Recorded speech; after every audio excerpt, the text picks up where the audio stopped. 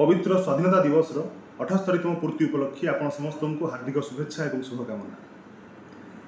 स्वाधीनता हेबार जदिओ 78 वर्ष बीतीगला मनरे प्रश्न उठे आमे कौन आज सतरे स्वाधीन।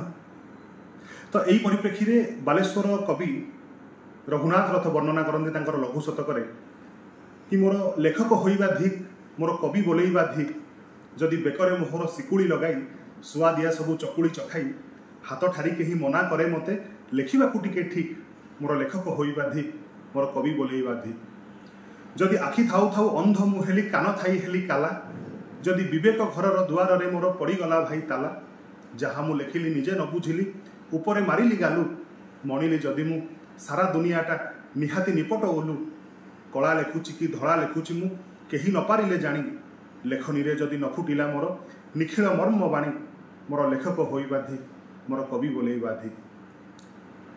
बर्तमान समीक्षार विषय वस्तु आमे कौन आज सतरे स्वाधीन ना आज भी पराधीन अच्छे। जय जगन्नाथ।